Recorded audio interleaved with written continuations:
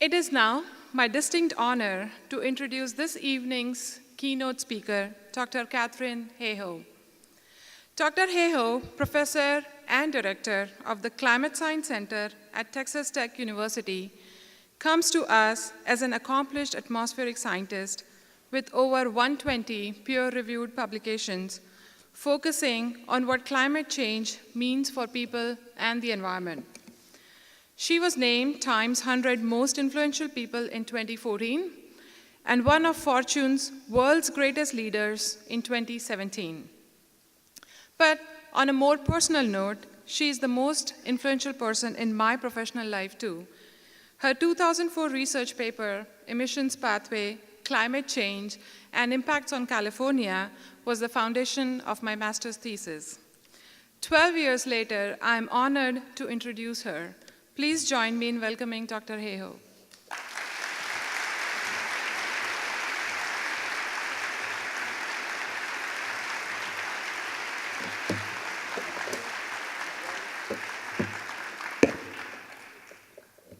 Thank you for that kind introduction. It's not often that your work gets to be recognized in such a scholarly way, but hearing about the inspirational work that earned all of the awards that you just saw is amazing, isn't it? It gives you hope. It feels like, yes, things are changing. Because when we start talking about the situation that we live in today, we have to start with the negative, and I am going to start with the negative. We're going to get it all out in the open. We're going to talk about what we know is happening. And I'm going to start from looking at the issue of where we are politically. So back in 1994 was the first time that the Pew Foundation began what they called their political polarization poll. And when they started it back in 1994, which is not that long ago, this is what the United States looked like. Two groups, nice and even distributions, the middle's pretty close together. And over the last 23, 24 years, what has happened? We have moved further apart and further apart.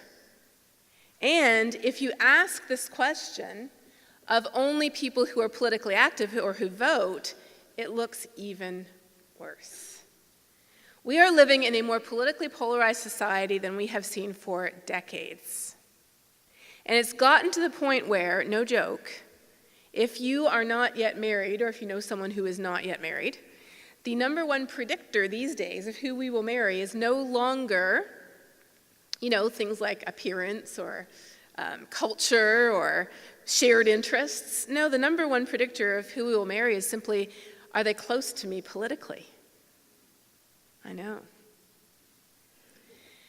So you may say, well, what does this have to do with our opinions on climate change? Unfortunately, it has almost everything to do with our opinions on climate change. Now, a thermometer is not Democrat or Republican. It doesn't give us a different number depending on how we vote. But yet when we ask people, is climate change mostly human, mostly natural, or not happening? Results from a poll last year showed very clearly that our answers depend on who we vote for. And when we look around the world, we see that the situation is even more unusual. A single political party in the United States is distinguished not just in this country, but around the world as standing alone in rejecting the science of climate change. Now you might say, okay, that's fine, but people surely, they don't reject the actual, evidence of our eyes. I mean, if you're talking 100 years out in the future, who knows what's going to happen then? But if we're talking here and now, everybody knows the Arctic is melting, right? Well, if you look at the Arctic is melting and you ask people, do you think the Arctic is melting? Unfortunately, depending on how you vote, your answer is going to be different. And is the Arctic melting? The answer is yes. This is what Arctic sea ice looks like. Going up and down from year to year, but over long-term averages, over climate timescales of decades, it's going down. And then you might say, okay, but surely people, they get information about this. They get correct information. So this is another poll, and this is all by my colleague Larry Hamilton from the University of New Hampshire, which is one of the star universities I was happy to see. This is another poll that says, who do you trust for information about climate change? Well, depending on who you vote for, a large number of the population depends on Fox News, for example. And when you look at the percentage of information on climate that is accurate versus the percentage that is misleading, you see that we can actually be getting false information. But then you might say, okay, well, surely we would believe the evidence of our own eyes and our own personal experience. So Larry had an opportunity last year because there was a record warm winter in New Hampshire. This is a record warm winter. People lived through this record warm winter. So in February, after the winter, I'm not talking about the summer, I'm talking about February. In February, he went and he asked people, do you think our past January was warmer than average? And what do you think he found? Apparently, it even affects the number that we think our thermometer is telling us, because if you looked at New Hampshire January temperature, you see that, in fact, it was very unusually warm. Now, you may say, no, but this was before 2017, right? And what have we seen so far in 2017? Well, just in the last matter of weeks, not even months, but weeks, we have seen Hurricane Harvey flooding Houston with unprecedented amounts of rain. It is looking to be the most expensive weather and climate disaster in the history of the country. But entire islands in the Caribbean were declared uninhabitable after another hurricane struck them, and then another hurricane struck Puerto Rico. And of course, today there is Hurricane Ophelia heading for Ireland. Is there a connection between these events and climate change? There is. Climate change does not cause hurricanes, and climate change is not causing more frequent hurricanes. This is a bad year. Next year won't be a bad year. But the risk associated with hurricanes is increasing. As the ocean gets warmer, they are intensifying faster. There is more energy available to those hurricanes from the warm ocean water, and they have more rainfall associated with them on average. It isn't just about hurricanes. Another headline just from today is about the California wildfires. What's the connection there? Wildfires are mostly human ignition in the lower 48 states, but they're burning greater and greater areas as the planet warms and as the season gets much longer. So as the president of Dominica said, or the prime minister of Dominica said, after his island was devastated by a hurricane, he said, to deny climate change is to deny a truth that we have just lived. So surely the last 8 weeks that we have gone through in North and Central America, surely the last 8 weeks have changed people's minds. Larry did ask people this question. He just published his results. Here we go. Does recent extreme weather, and this is published just this past week, does recent extreme weather add to the evidence of climate change? People who self-describe themselves as liberal and moderately liberal are between about 79 to 85% say yes. People who are moderate, they're 50-50 on this issue. And if we're a moderate conservative or conservative, our answer is no. No, I'm sorry, it isn't. Why is that? It's because somehow in this incredibly polarized society that we live in today, climate change is one of the issues that has fallen square in the crack that is widening between us every day, it seems. 3 years ago, asking people what they thought of various hot button issues, and then ranking those issues based on which issues people most disagreed on, depending on if they were Democrat or Republican. The number one issue that people agreed on or disagreed on 3 years ago was, do you approve of the president? And that should be the most important issue you disagree on, right? Because otherwise, why are you one or the other? Yes? That makes total sense. That should be at the top. But I bet you can see where I'm going here, right? Let's look at where the other ones are. Second most politically polarized issue 3 years ago was climate change. It even beat out gun control at that time. And then even worse for me personally is, do you trust scientists? I mean, seriously? Do you trust your accountant? Do you trust your physician? Where are these questions on the list? So it's no surprise that when we talk to people about climate change, and most of us are scared to talk to people about climate change, Because when we talk to people about climate change, it usually looks like this. Susie the scientist shows up with all of her scientific reports and data and facts about how the Arctic is melting, and yes, January was very warm, and no, climate change doesn't cause hurricanes, but it's making them worse. And what does Calvin reply with? Calvin does not reply, usually, with a similar stack of data and facts and scientific reports. Calvin responds with who he is, his identity. Because we have internalized this issue to the extent where our opinion about climate change determines what tribe we belong to, what social group we belong to. It determines who we think we are. And asking people to change their mind about an issue that is so, not just politically polarized, but it is so key to our identity, asking people to change their mind about that is like asking them to cut off a piece of their body or to shut down a part of their brain. And so coming at it with data and facts and, papers and reports, it digs a trench rather than building a bridge, and the conversation usually ends up something like this.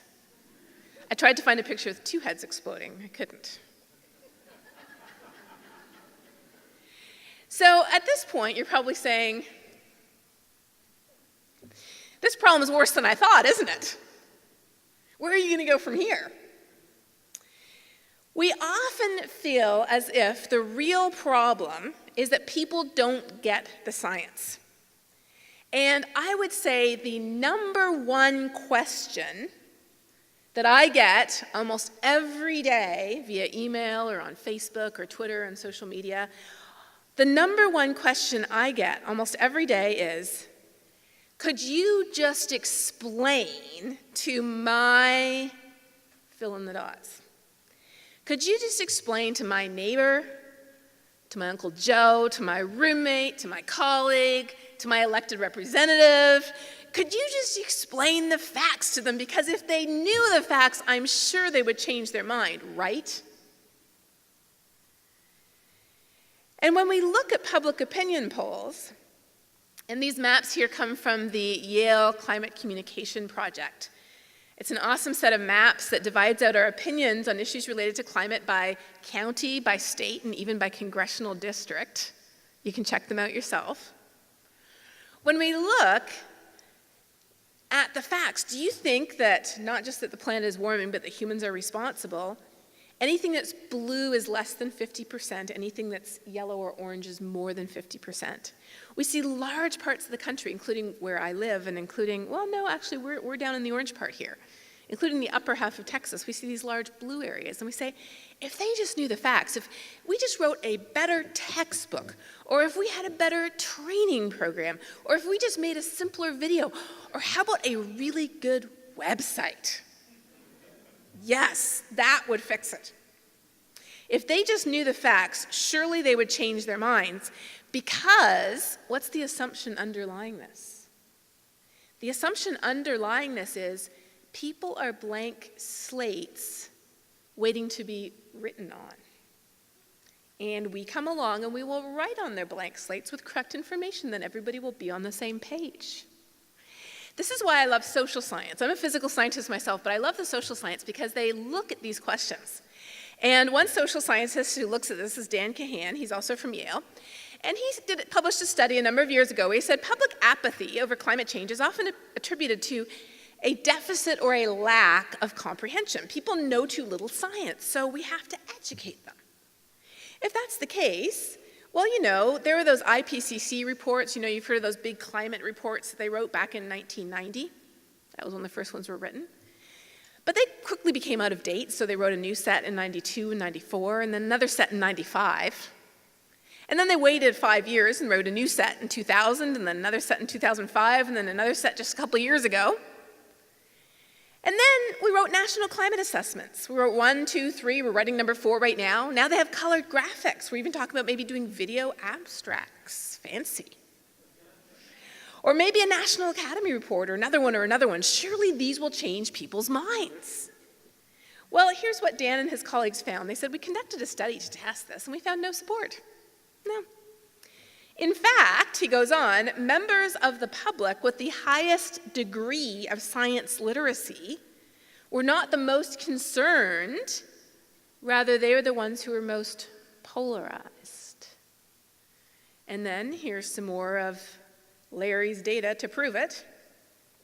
Climate change is happening now, caused mainly by human activities. Do you agree or not?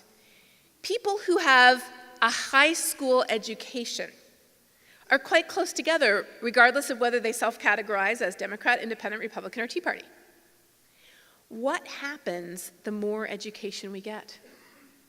What happens?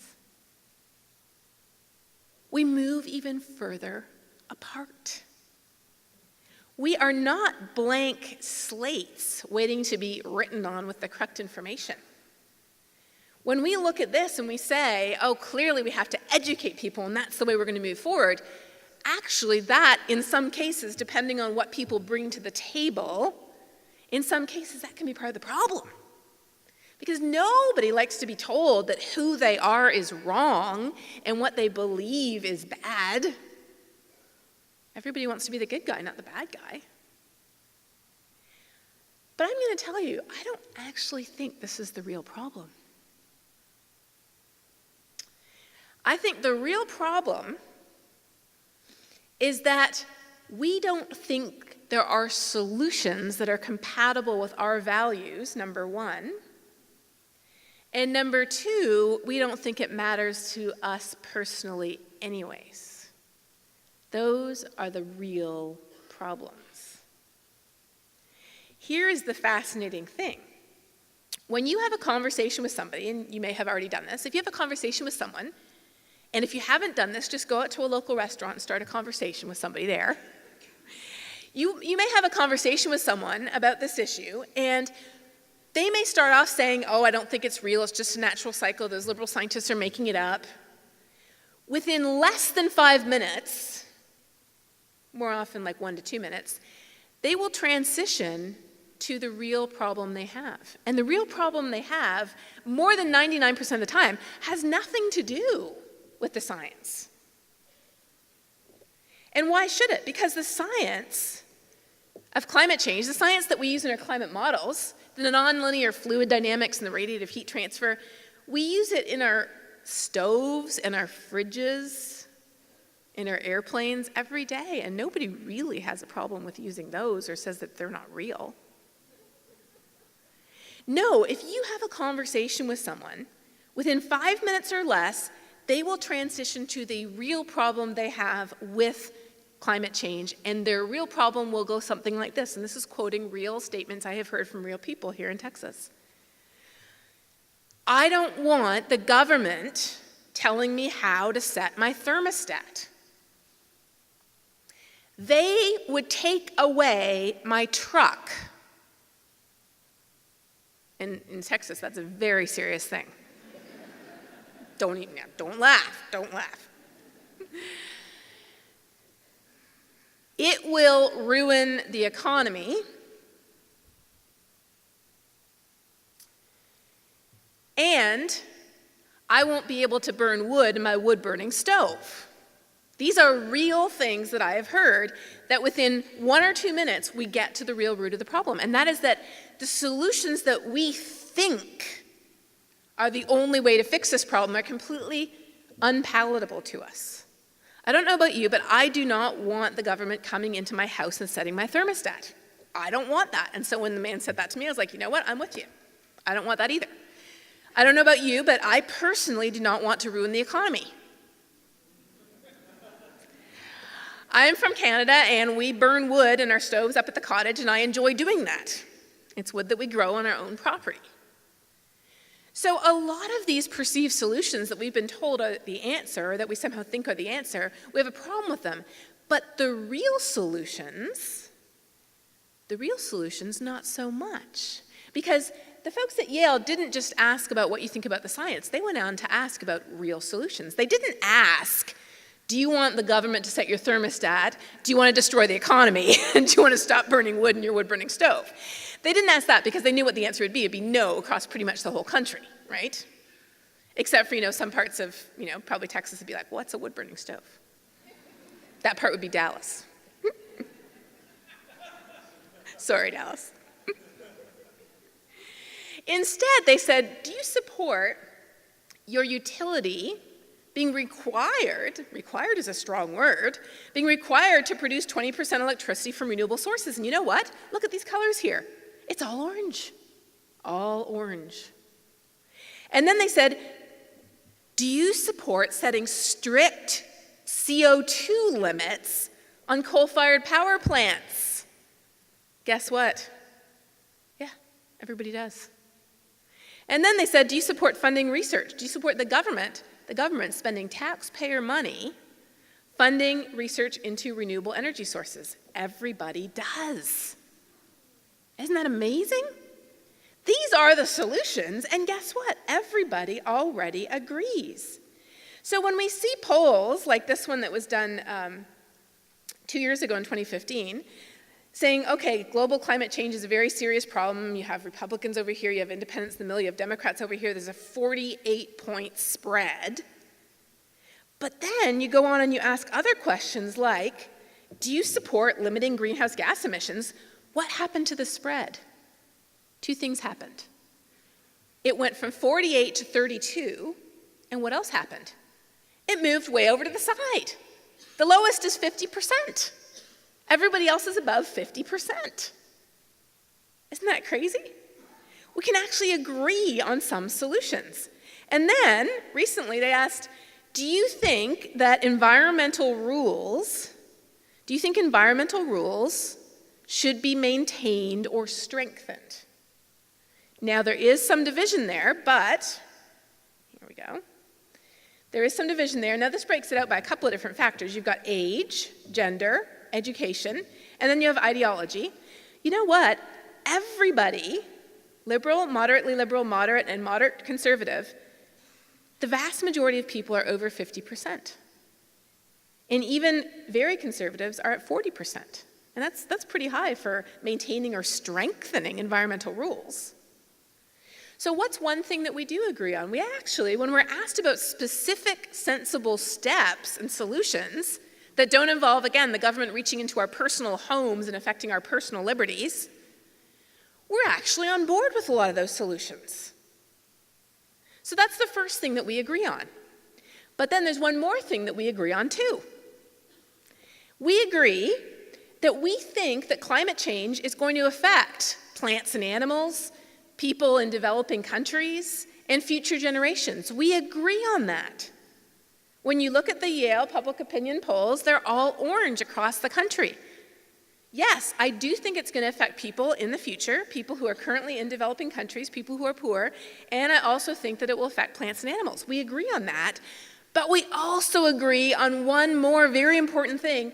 We agree, and this is bad, we agree that we don't think it matters to us.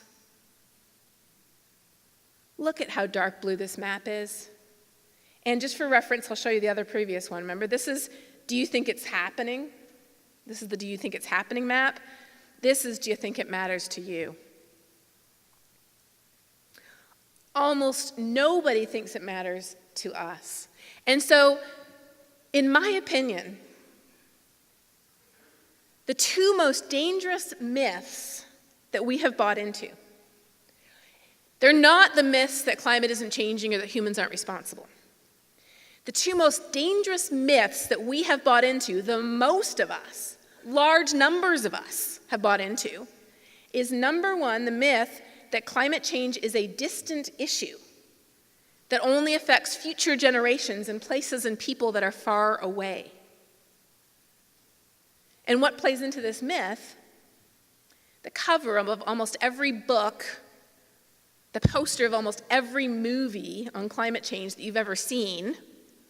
What is sitting there on that cover of the book? Yes. Or people might be showing you pictures of people who are affected by rising sea level, but they're pictures of people who live far away, not people who live close to where we live. And so because of that, the first most dangerous myth we have bought into is the idea that climate change is distant. It doesn't matter. And then the second most dangerous issue that we have bought into is that it's too hard to fix it now. But if it ever becomes a serious problem, somebody else will. Guess what? Today, both of those myths are being shattered.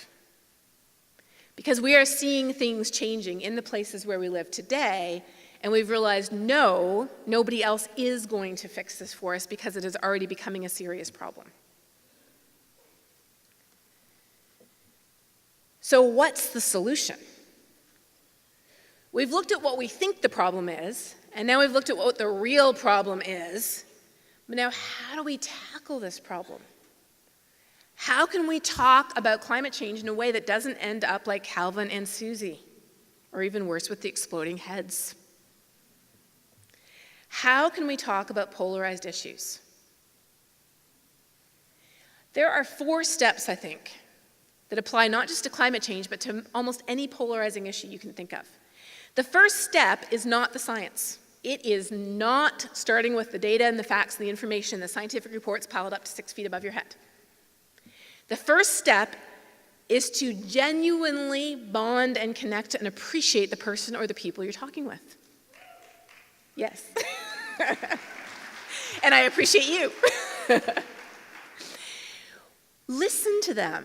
Get to know them. Figure out what makes them tick.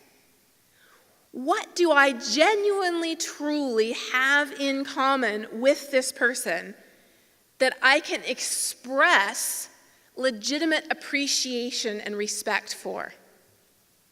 There has to be something, and if there isn't, then maybe you're not the best person to be talking with that person or those people. How can I identify with and connect and respect and appreciate this person? Number 1. And then, based on what we connect over, what we share, how can I just connect the dots between the values that we share and this issue of a changing climate? How can I share from the heart why I care, and clearly they would too because they're that same type of person? At this point, if we have any explaining to do, we can do some explaining. But do not ever end with the explaining. We have to talk solutions. Because the social sciences also showed that as humans, if we feel like we're presented with this intractable, enormous, global problem that there's no way to fix, what is our natural defense to that? Dissociation, disengagement. We can't carry that burden. We are not equipped to deal with that burden. That is why we need solutions. How can we work together to tackle this problem in a way that's compatible with our values? All right, let me give you an example for each one of these. Bonding. What values do we share? I used to fish a lot. Many people still fish, or they hunt, or they bird. I spend a lot of time outside in the winter, and I like snow. I'm a mom. I care very much about the world that my child will inherit. I'm not a Rotary Club member, but when I went to speak to my first Rotary group a number of years ago, I walked in, and I saw their banner. And I thought to myself, this is the perfect way to think about climate change. Is it the truth? Yes. Is it fair? Absolutely not. Would it build goodwill and better friendship to do something about it? Yes. Would it be beneficial to all concerned to fix this problem? Absolutely. So they had a lunch before the meeting, so I got my lunch at the table, and I sat there and I rearranged my whole presentation to do the 4-way test instead. And I got up there and I went through the 4-way test. And at the end of my presentation, a businessman came up and he said, you know, I wasn't on board with this whole global warming thing, but it passed the 4-way test.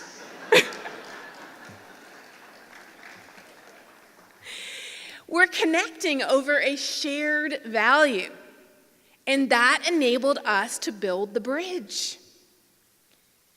Faith is a huge way to engage.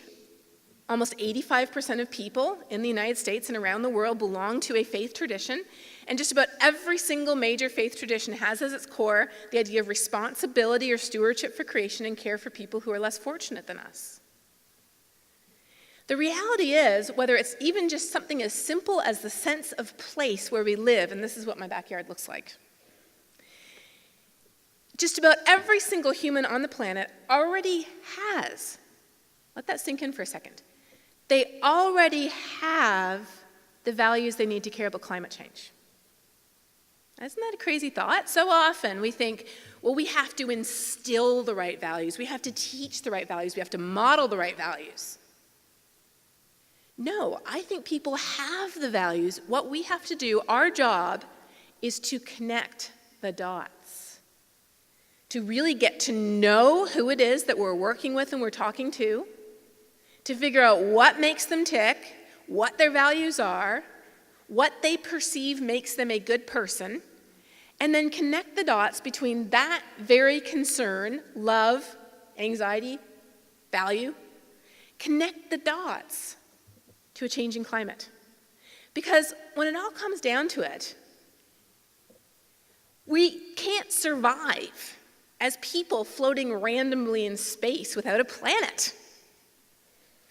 I was at a space conference this summer where people were, with straight faces, advocating terraforming Mars as an escape from climate change. And my presentation was coming up after some of these discussions, and I was sitting backstage with the royal astronomer from England, Lord Martin Rees, and I said, if you don't mind me asking, do you agree with this? He said, are you kidding? He said, terraforming Mars is thousands of times harder than just preventing climate change. Not to mention the fact that well before we even get to that stage, climate change would overwhelm our civilization. We can't just survive floating in space. We need our planet. Every single one of us needs a planet to live on. That's why I think we already have the values that we need. How can we connect them to a changing climate? Just think of who you are. What are you passionate about? What do you care about? How can you share that with others from the heart? Again, whether you're passionate about skiing or birding, whether you're passionate about livable communities or having water available to those who need it, whether it's farmers here or farmers in other places. Are you passionate about caring about people who are already vulnerable and dispossessed? Looking at a map of the world, who is most affected by a changing climate? Are you passionate about your faith? As it says in the Texas version of the Bible, which is published on road signs in Texas, that love thy neighbor thing, I meant it.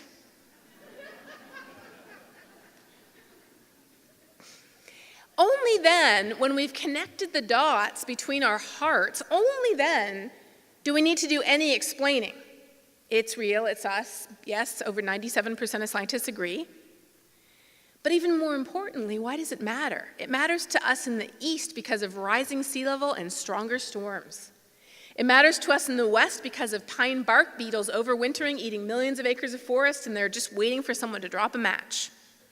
It matters to us in the north because over 200 Native American villages are at imminent risk from the ground under their feet, thawing and crumbling and falling into the ocean. It matters in the south because of the massive increase in heavy rain events in a warmer world. It matters to us, no matter where we live, because we're already at risk from climate and weather. This is a map of the number of billion-plus-dollar weather and climate disasters that have happened since 1980. And the number one reason we care about a changing climate is because it takes the risks we already face today and it exacerbates them. You have a pair of dice. There's always a chance of rolling a double six. A double six is a hurricane, a drought, a flood, a heat wave. There's always a natural chance of rolling that double six, and climate change is sneaking in while we're not looking, and it is taking another number and replacing it with a six also. Give it another decade or two, it snuck in, it replaced another number with another six. It's loading the dice against us. The reason why we care about a changing climate is because wherever we live, whatever natural weather and climate risks we face in the places where we live, more likely than not, they are being exacerbated by a changing climate. And then lastly, how can we work together to solve this problem in ways that are compatible with our values? This is so important because, again, in nobody's world is the government automatically setting your thermostat compatible with your values. One of my cousins was one of the first lawyers to go into Russia after the Iron Curtain opened. And I remember them sharing with us how they would have to open their windows in the dead of winter. I was saying, why? And they said, because the government controls the thermostat. They pump so much heat through the house, it's like 90 degrees in the house. Everybody opens the windows to let the heat out. Nobody wants that type of situation. It's just silly. It doesn't make sense. But there are many positive ways that we can work together to fix this problem. And one of the biggest things might surprise you. So remember I showed you this figure before. Do you think global warming will harm us personally? It's pretty blue, right? It's very blue. This is not the darkest blue map that they have. There is one more map that is even darker blue than this. What do you think it is? They asked people, do you ever talk about it? Do you ever talk about it? Guess what? No. Nope.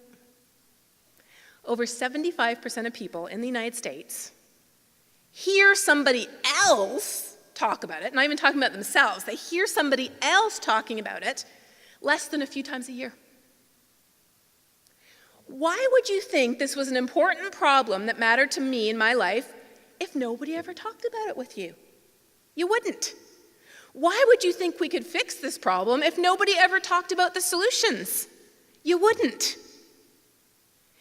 I'm often asked what is the most important thing we can do when it comes to climate change, and my answer often surprises people, but now it won't surprise you. It's because my answer is, we can talk about it. Because by talking about it, we recognize that it matters to us, it is affecting us here and now, and there are things we can do about it, and there are things we can do to fix it. So what can we talk about? When it comes to climate change, it may sound strange coming from a scientist, but we don't want to walk up with piles and stacks of scientific reports and start arguing facts and data and Arctic ice levels and temperature curves. No, the first thing we want to talk about is how climate change affects us and the people and places that we care about. Places that we have lived in the world, places where we know people who come from those places, places where we live right now. We can talk about how climate change is affecting us. Whether you're like my student who's from Bangladesh, we were talking about Harvey in our class, and he said, do you realize that half of my country is currently underwater as well? Half of his country. We can talk about the real world ways that climate change is taking naturally occurring risks and exacerbating them, whether we live in Bangladesh, whether we live in Texas. In an op-ed I wrote with two other of my colleagues, one from Rice and one from Texas A&M, we said, the most valuable lesson I think we've learned from Harvey is that we are so vulnerable. We are so vulnerable, and we can talk about the ways that we're vulnerable. What's the second thing we can talk about? We can talk about how there's policy solutions that are compatible with our values. Yes, really. There's an organization called Conserve America. I first met them here in San Antonio when they were called Republicans for Environmental Protection. And they talk about how conservation is conservative. A recent headline just this year was a conservative climate solution Republican group led by James Baker and George Shultz and Hank Paulson call for a price on carbon because it's a free market mechanism. Isn't that interesting? There's a libertarian organization called the Nikiska Center that talks about libertarian principles in climate change. I mean, if you really believe in libertarian principles, you should be outraged that someone else's decisions are affecting the value of your property, and you should want to do something about it. What if you're a Christian? What if you're an evangelical? Well, then you've got Young Evangelicals for Climate Action. They're going to Paris to bear witness at the climate negotiations in Bonn, Germany next month that Christians are standing up all over the world for faithful climate action. And when I was there at the Paris meeting a year and a half ago, I was there with Bishop Ephraim Tendero, who is the head of the World Evangelical Alliance. He was an official delegate for his country, the Philippines. One of the organizations going there to Paris is Climate Caretakers, and I love Climate Caretakers because they are an organization where you sign up and every month they send you a list of things that you can do personally. They're modeling the idea of a community, but they're doing it online. So we can talk about how climate change affects us in the places where we live, and I try to talk a lot about that on my Facebook page to give people information to share with their friends and their family. We can talk about policy solutions that are compatible with almost anybody's values. And then we can talk about innovative, cool, amazing solutions, like the fact that in the Netherlands, where about 1/3 of the land is at or below sea level, they're building floating villages. So if sea level goes up 3 feet, you go to the hardware store, you buy 3 more feet of anchor chain. I was at a housing convention and I was talking about this just a couple weeks ago, and this woman came up to me afterwards. She's like, "My mother lives right there." And she showed me the pictures on her phone. It was so cool. I was like, "Oh, I want one of those houses." You can talk about how, I know it isn't quite as cool, but in West Texas, they're putting drip irrigation in the ground to save enormous amounts of water that would otherwise evaporate. We can talk about how here in Texas, we're replacing rusting old oil rigs with shiny white new wind turbines. First quarter of this year, we got 23% of our electricity from wind on the ERCOT grid. It's pretty amazing.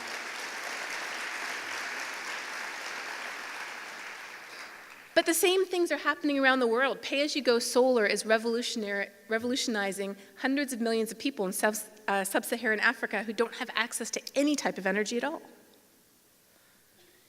Just north of here, Fort Hood, the biggest military base in the country, is saving taxpayers $165 million by going with wind and solar over natural gas just because it's cheaper. It's cheaper.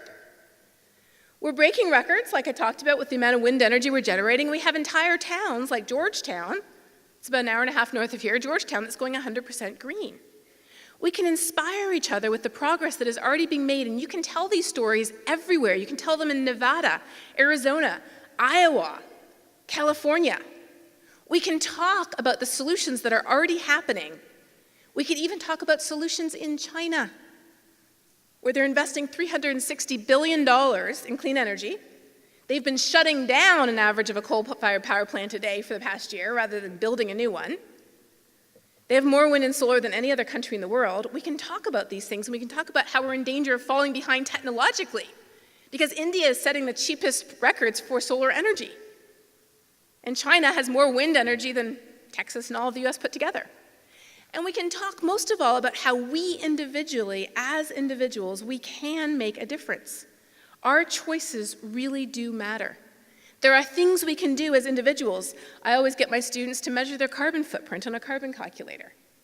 We talk about how personal choices like diet play into our carbon footprint, and eating lower down the food chain makes a difference.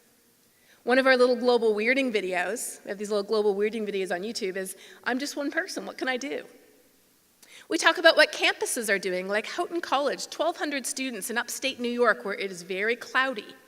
They put in the biggest solar array of any educational institute in New York.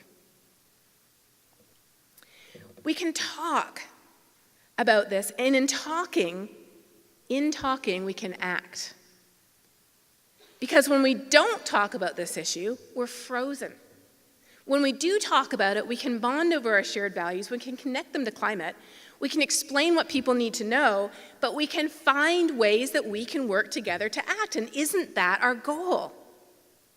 The first step to acting together is to talk about it.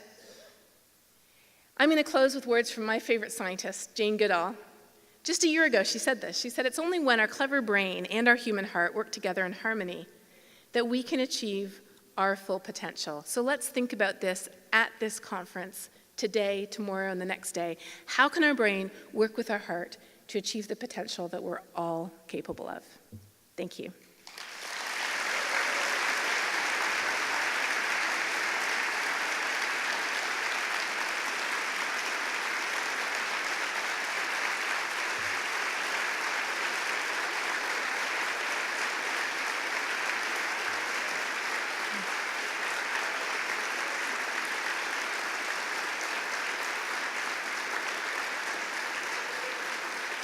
Thank you so much.